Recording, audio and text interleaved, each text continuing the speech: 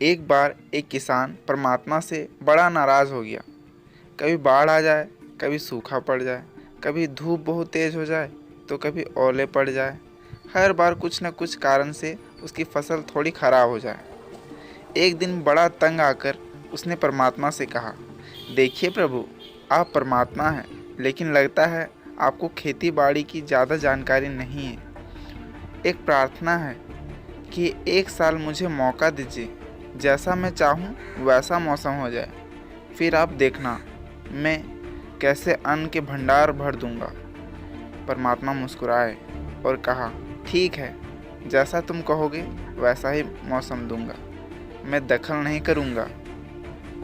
किसान ने गेहूं की फसल बोई। जब धूप चाहे तब धूप मिले, जब पानी चाहे तब पानी मिले। तेज धूप, ओले, बाढ़, आंधी तो उसने आने ही नहीं दी।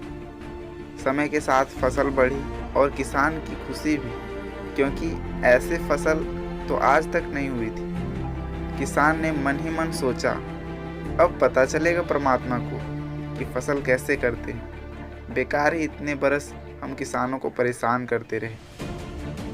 फसल काटने का भी समय आ गया।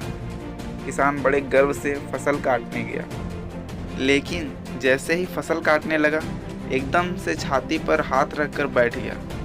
गेहूं की एक भी बाली के अंदर गेहूं नहीं था, सारी बालियां अंदर से खाली थी। बड़ा दुखी होकर उसने परमात्मा से कहा, प्रभु ये क्या हुआ? तब परमात्मा बोले, ये तो होना ही था। तुमने पौधों को संघर्ष का जरा सा भी मौका नहीं दिया, न तेज धूप में उनको तपने दिया, न आंधी ओलों से जूझने दिया, उनको किसी प्रकार की चुनौती का एहसास जरा सा नहीं होने दिया। इसलिए सब पौधे खोखले रह गए। जब आंधी आती है, तेज बारिश होती है, ओले गिरते हैं, तब पौधा अपने बल से ही खड़ा रहता है।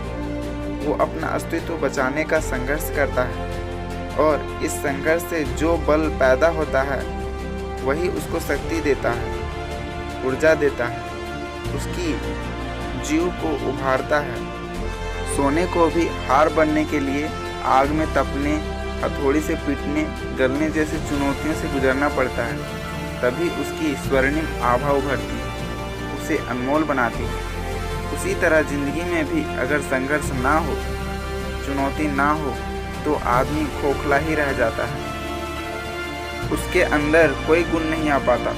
ये चुनौतियाँ ही है जो आदमी रूपी तलवार को धार देती है, सशक्त और मजबूत बनाती है। अगर प्रतिभाशाली बनना है तो चुनौतियों को स्वीकार करना ही पड़ेगा, अन्यथा हम खोखले ही रह जाएंगे। अगर जिंदगी में प्रखर बनना है, प्रतिभाशाली बनना है, तो संघर्ष और चुनौतियों को स्वीकार करना पड़ेगा।